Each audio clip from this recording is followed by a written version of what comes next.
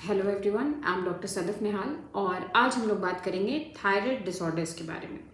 आखिर thyroid disorders क्या होता है और इसका आपकी फर्टिलिटी पे क्या असर पड़ सकता है। आज इस टॉपिक को चूज़ करने का रीज़न है कि अभी रिसेंटली एक पेशेंट आई थी मेरे पास। मैरिज का उसके 2 साल हो चुका था and she was desperate to conceive. तो बेसिक इन्वेस्टिगेशंस हमने कराए और बेसिक इन्वेस्टिगेशंस में थायराइड डिसऑर्डर निकला। थायराइड डिसऑर्डर्स में 2 टाइप के डिसऑर्डर्स होते हैं कॉमनली, हाइपरथायरॉयडिज्म और हाइपोथायरॉयडिज्म। तो इनका जो प्रॉब्लम था वो था हाइपोथायरॉयडिज्म का, मतलब टीएसएच की वैल्यू उनकी बहुत बढ़ी हुई थी। तो जैसे मैंने उन्हें उनका प्रॉब्लम एक्सप्लेन किया तो सबसे पहला क्वेश्चन उसके मन में यही आया कि क्या मैं कभी कंसीव कर पाऊँगी, और अगर कंसीव करूँगी भी तो प्रेगनेंसी कहीं लॉस तो नहीं हो जाएगी, या फिर कितना समय लगेगा। ये कुछ सवाल उसके मन में आए और इन्हीं सवालों के बारे में आज मैं बात करूँगी। इन सवालों का जवाब देने के लिए पहले थोड़ी सी साइंस इसके पीछे की मुझे समझानी पड़ेगी। जैसे कि थायराइड ग्लैंड क्या होता है। तो थायराइड ग्लैंड बेसिकली हमारे गले के रीजन में रहता है। इससे कुछ बहुत इंपॉर्टेंट हार्मोन्स रिलीज होते हैं। जब एक हार्मोनल इम्बैलेंस बॉडी में आता है तभी हम लोग थायराइड के डिसऑर्डर्स के बारे में पेशेंट्स को एक्सप्लेन करते हैं। मैंने पहले भी बोला हाइपोथायराइडिज्म हो सकता है, हाइपरथायराइडिज्म हो सकता है, और भी कुछ हैं बट कॉमनली यही दोनों होते हैं। तो हाइपोथायराइडिज्म फिर उसमें ज़्यादा कॉमन है और हम ओपीडी में ज़्यादा हाइपोथायराइडिज्म के पेशेंट देखते हैं। तो आज मैं वहीं तक अपना टॉपिक लिमिट करूँगी। तो होता क्या है, थायराइड जब भी काम नहीं करता ढंग से, यानी कि थायराइड के हार्मोन्स के इम्बैलेंस होते हैं, तो उसका असर हमारी बॉडी के सारे सिस्टम्स पे पड़ता है और सबसे ज़्यादा कहीं ना कहीं रिप्रोडक्टिव सिस्टम पे पड़ता है। रिप्रोडक्टिव सिस्टम पे असर पड़ने का मतलब है कि जो हमारी एग के फॉर्मेशन का जो प्रोसेस है, यानी कि जो फॉलिकल डेवलपमेंट है, जो फॉलिकल का रिक्रूटमेंट होता है, उस पर पूरा असर पड़ जाता है। तो क्या होता है कि एट टाइम्स अगर एग ओवुलेशन हो रहा है तो उसका जो एग का क्वालिटी है वो पुअर होता है, या तो फिर इन केसेस सम केसेस हम लोग देखते हैं कि एन ओवुलेशन होता है, मतलब कि एग बन ही नहीं रहा, ओवुलेशन हो ही नहीं रहा। तो फिर वो केसेस भी हम लोग देखते हैं। एंड देन अगर मान लो चलो एग फॉर्म कर भी गया, पुअर क्वालिटी का है, पेशेंट कंसीव कर भी जाती है, तो फिर प्रेगनेंसी लॉस होने का चांस रहता है। So these are the problems we face. तो फिर ये जो प्रॉब्लम्स हैं इनको सॉल्व कैसे किया जाए। तो बेसिकली हम लोग कुछ मेडिसिन देते हैं, ठीक है। जैसे कि अगर हाइपोथायराइडिज्म है तो आपको thyroxine according to the level of TSH and your body weight हम लोग आपको प्रिस्क्राइब करेंगे। तो आपको कुछ टाइम तक वो दवाइयाँ खानी होंगी, उसके बाद फिर उसकी मॉनिटरिंग होगी। फिर जैसा आपका टीएसएच का कंट्रोल रहेगा उस हिसाब से हम लोग आगे का प्लान करते हैं।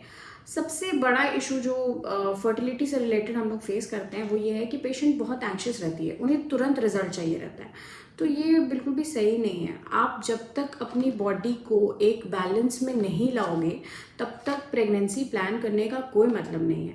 अगर हम आपको थायराइड का मेडिकेशन स्टार्ट करते हैं और आपका थायराइड पूरी अच्छी तरीके से नहीं कंट्रोल हुआ है और उसी बीच में अगर आप कंसीव कर जाते हो तो फिर प्रेगनेंसी लॉस के चांसेस हैं। सो इसलिए जब तक हम लोग आपको ये ना बोले कि हाँ now you are fit, you are ready, तब तक प्लीज़ डोंट ट्राई। और बिल्कुल कोशिश करें कि अपने डॉक्टर के एडवाइस के अकॉर्डिंग आप चलो, that is very important.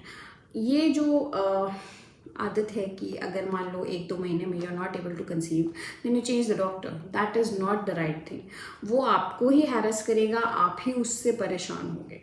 So please मेरी यही रिक्वेस्ट है कि जब भी आपको थायराइड से रिलेटेड कोई भी प्रॉब्लम आए, डायग्नोस हो, तो जैसे आपके डॉक्टर आपको एडवाइस कर रहे हैं आप उसी के अकॉर्डिंग बढ़ें।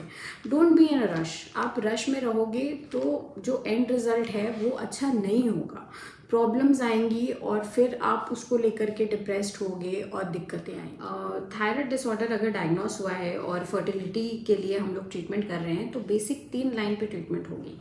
फर्स्टली जो डिसऑर्डर है, अगर हाइपोथायराइडिज्म है तो अकॉर्डिंगली उसका मेडिकेशन, या अगर हाइपरथायराइडिज्म है तो उसके लिए जो दवाइयाँ चलती हैं वो चलेंगी।